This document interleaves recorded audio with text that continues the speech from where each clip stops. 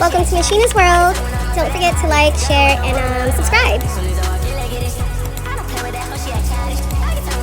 Last night was the first night, Jay-Z 30, Reasonable Doubt, and it was nothing short of legendary. I'm talking about from the pop-up shops, the rollout, to stepping back outside with the iconic Caesar and Yankee fitted.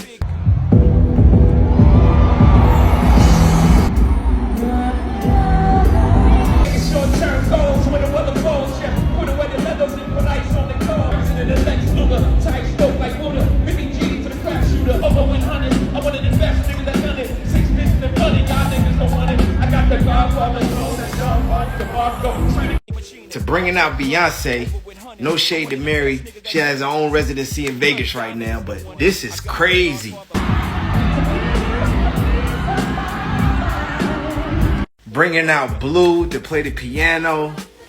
Ceteris, to the death of us, me and my confidants. You shine, you feel the ambiance. Y'all niggas just rhyme. Body ounce though accumulates like. Bringing out Nas and touching base on a lot of things that's happening with him that's been said about him lately. Legendary. So what's your thoughts on the show, the rollout? Is Reasonable Doubt your favorite? Is Blueprint your favorite? Which show are you trying to catch? Is Jay doing something iconic again, showing older artists how to make money and do these pop-ups and have a great show later in their career, which is tough for hip-hop? Leave it in the comments. Gives us about an hour-long set from 8 to 9, and at about 9:30, you see images on the screen of Jay-Z sitting in the stands at Yankee Stadium as Beyonce is like giving him a haircut, like trimming his hair. And then, boom, man, Jay-Z walks on the stage looking like 2002, man. A blue Yankee fitted white T-shirt. He goes right into Can't Knock the Hustle. Beyonce comes out on stage to sing the parts that Mary J. Blige would sing, man. And it's like, hold up, we get Beyonce like the first song of the set. Okay, this gonna be an epic night. You know what I'm saying? Then Jay goes into politics as usual. He goes into a freestyle, which I gotta make time to unpack later on. Goes into Brooklyn's Finest with imagery of Biggie in the background. You know what I'm saying? And then, man, he goes into Dead Presidents. I'm like, okay, he bringing this one out early. Goes into Dead Presidents. Then Nas comes out, crowd go crazy. He has the World Is Yours beat blended in it with it. Then it's this mashup of like New York State of Mind and Where I'm From. So kind of like a 4-song mashup, which was probably my favorite part of the whole show, right? Then, mind you, this is all the first 30 minutes of the show. Then Blue Ivy, man, camera on her, man, watching her play the piano, doing a whole little solo, you know what I'm saying? And then that goes right into feeling it. She's playing through the whole song and doing great playing it, man. That was a great moment, my second favorite moment. And then what Jay-Z did was that he did out of the whole songs, Reasonable Doubt, and then he kind of dipped and dabbled in and out of other songs in his catalog, you know what I'm saying? It's now, we got Ain't No, but Foxy didn't come out. We didn't get a Foxy, we didn't get that feature, but we got Friend to Foe, he did Coming of Age, Memphis Bleak came out, he gave Jazzo his flowers, then did Bring It On. You know, when he did The Evils, he killed that and then kind of switched in the Murder Was the Case beat, which he's done before. I can't remember, man. He did like he pulled a verse from Lucifer. Can't remember the song he put it on, man, but it was dope. You know, man, we got Niggas in Paris, Big Pimpin', Excuse Me Miss, Church in a While, Beware the Boy. Of course, we got Public Service Announcement. We got Allure, and when everybody thought it was over, people going to the stands, next thing you know, you hear Alicia Keys singing Billy Joel's New York State of Mind, of course, and we all know where that was going. And, yo, like Jay-Z said, first week album, man, this album sold 43,000. You know what I'm saying? Now I got 45,000 in Yankee Stadium. It was an epic night, man. Getting out was crazy. I know from my Detroit people, we complain about leaving a parking garage down near LCA at 11:30, 12 o'clock at night, man. That ain't nothing compared to trying to cram it on the subway. Either way, man, shout out to everybody in Detroit, man. Shout out to my man Howard who gifted me a ticket. Shout out to Trail. Shout out to Taylor Made who I saw there. Every people I saw at the airport, man. Yo, y'all be safe. Great show. Y'all have fun. Who's ever going today? When I woke up this morning and heard the Jay-Z freestyle, this was my reaction. What do you know about this Garrison Kane kid?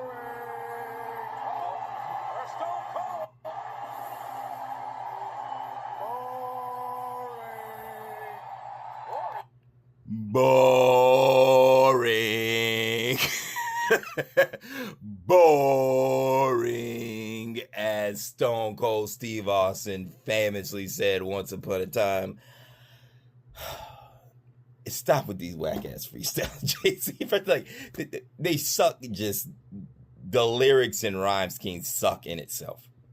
It sucks. And then your messaging sucks too. And once again proves that you are still out of touch and you refuse to accept reality. The wig is up. The wig is up. As I've stated before, people aren't falling for the BS anymore. You say I'm a sellout. I sold out the show. Get the fuck out of here. Like, nigga, you suck, man. You suck now, man. Stop rapping. Just rap your own music and go sit somewhere, bruh. You're not competitively rapping anymore. I could probably out-rap you right now. Like, I'm serious, man. With them whack-ass bars, dude. Jay-Z once again tries to escape criticism for being a corporate sellout by making excuses in a whack-ass freestyle to a show that, well, the only reason it was sold out, as I've stated before, is because the ticket prices dropped to dirt cheap. They dropped the dirt cheap because if they didn't drop the dirt cheap, well, Jay-Z would have been rapping to a lot of empty seats, right? Jay-Z, and he does understand it. He acts like he doesn't understand it. But Jay-Z knows that, or he's figuring out that he can no longer control the narratives in media. I mean, he has people like Toure, I'm pretty sure is deeply connected with Jay-Z in some way, flocking to my TikTok channel to make comments. Because they know people like me, just little me, just little Jahari, the gentleman. People like me, our voices are getting heard now. And you can't control the narratives in radio and on these podcasts because no one's watching them. Like, no one watches the Toure podcast. And no one's listening to The Breakfast Club every morning. Or not like they used to, Definitely not listening to Hot 97. That's why they got rid of Ebro. They're not listening to these old media heads. That's why DJ Academics, who is an independent content creator, is number one in the hip-hop media space. And we all know it. We simply can control the narratives more now. And the fact that he can't control the narrative is pissing him off. That's why he's out here, 1 second he's got his lace front on, and then then it's a lace front afro, and then now it's back to, a typical, fade that he's had his whole life. He's losing himself, man. It's not even a midlife crisis because he's past midlife. He's going through an old life crisis, man. Old life crisis. And he needs to stop. He needs to stop and realize that you just aren't that dude no more, man. And it happens to everyone. It's like he refuses to accept it. He still thinks that he's good at rapping. And you haven't been good at rapping in a very long time. Probably since I was in my 20s, man. That whack-ass freestyle, and then they blow the horns, the add effects too, because the reality is no one was feeling that shit in that stadium. They're probably like, nigga, get on to the next song. But we gotta blow the horns, like, oh, he said something, oh my god, the nigga is unbearable, man. Unbearable. But yeah, Jay, man, I mean, you can't control the narrative no more, bro. The people have spoken. As I stated before, your time is up. So let me get this straight. In an effort to prove that you're not a sellout, you decide to diss Colin Kaepernick during a freestyle at your so-called comeback tour. You diss Colin Kaepernick and call him a sellout for taking a settlement check from the NFL after they allegedly colluded to keep him out of the NFL, which technically it's not a sellout, it's a settlement. Because they know they did something wrong, so they had to pay him off. That's a settlement, not a sellout. So he was rightfully owed the money, and yet you call him a sellout.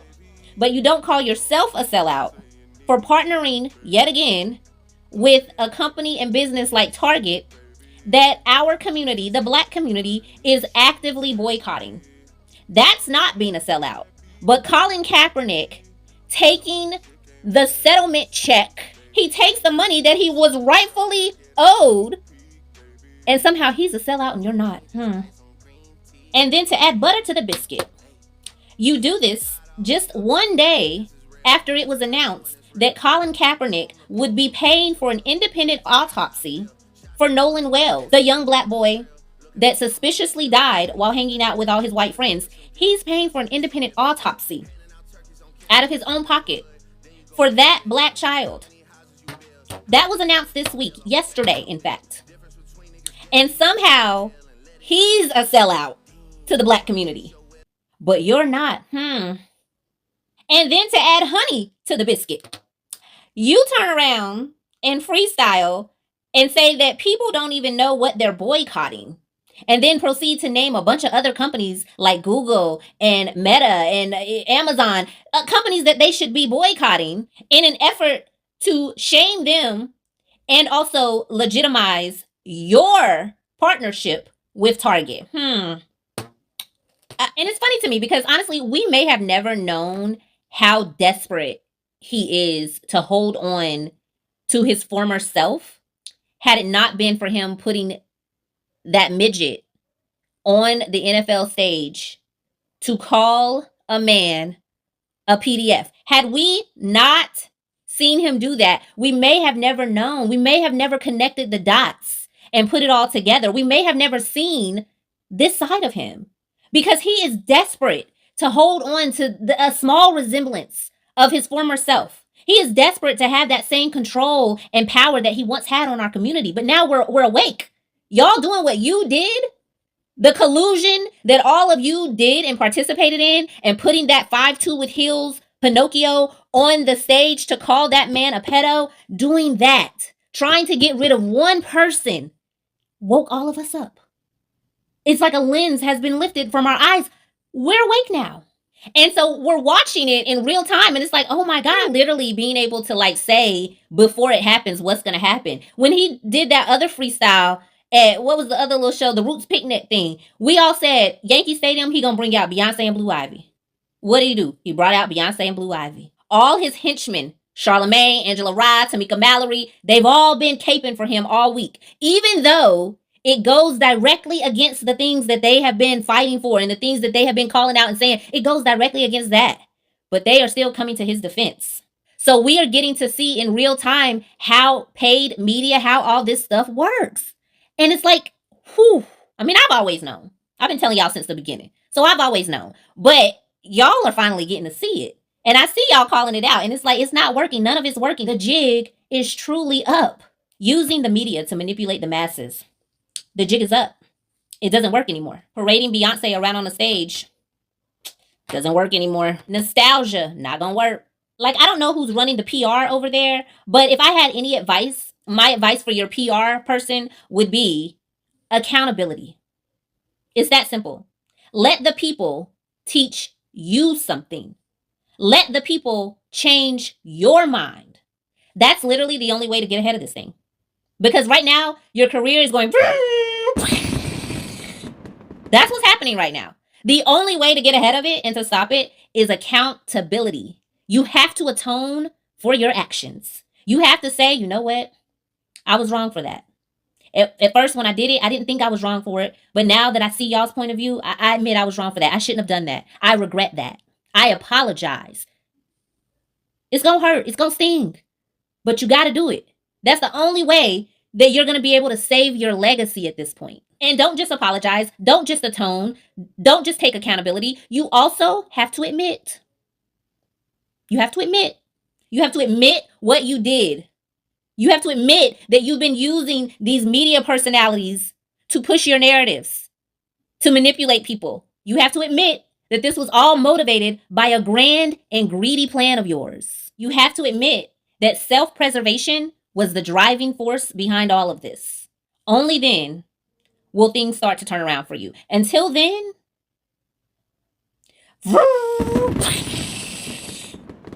oh, and apologize to Drake with your bitch. What's good, y'all? Y'all know why I'm here. Beyonce was outside yesterday, so I gotta react. Beyonce. All right, let's listen. I'm starting from when she first comes out. All right, Jay. There's the crowd.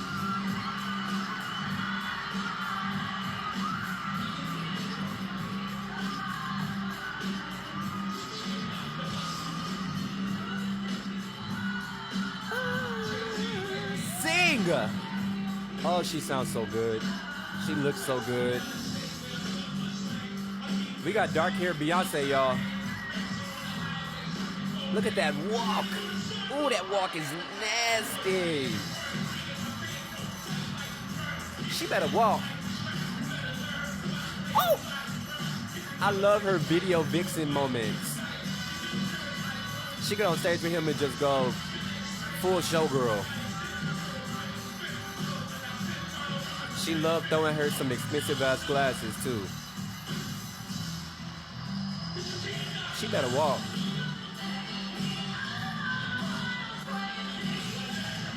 The throat.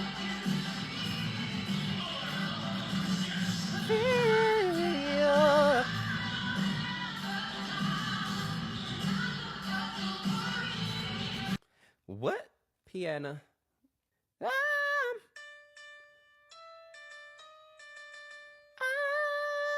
She up there. That's a D5.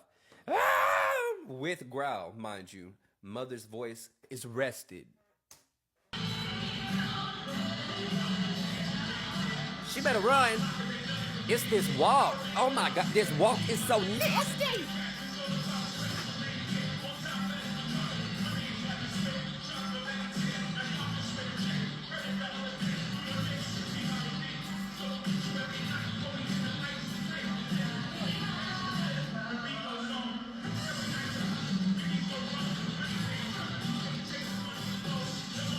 I'm back for you, Jay.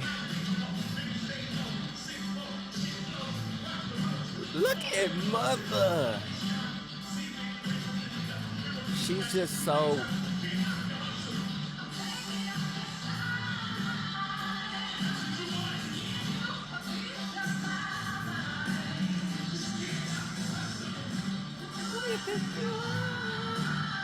Sing.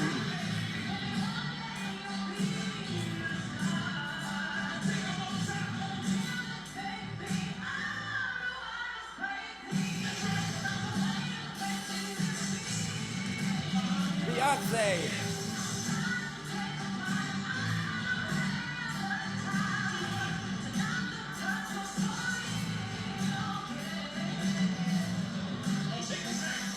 Oh, she can sing. Oh, she can sing. Yeah, yeah. She better get on down there. Come on. Come on, love on top. Come on, mother. You better kiss your man. Okay. Put up the rock.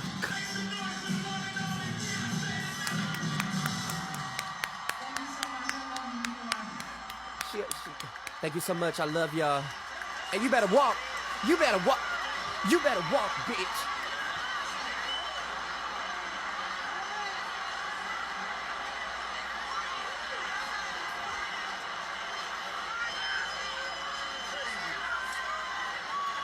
Wow. Well, thank y'all for watching. Love y'all. Bye.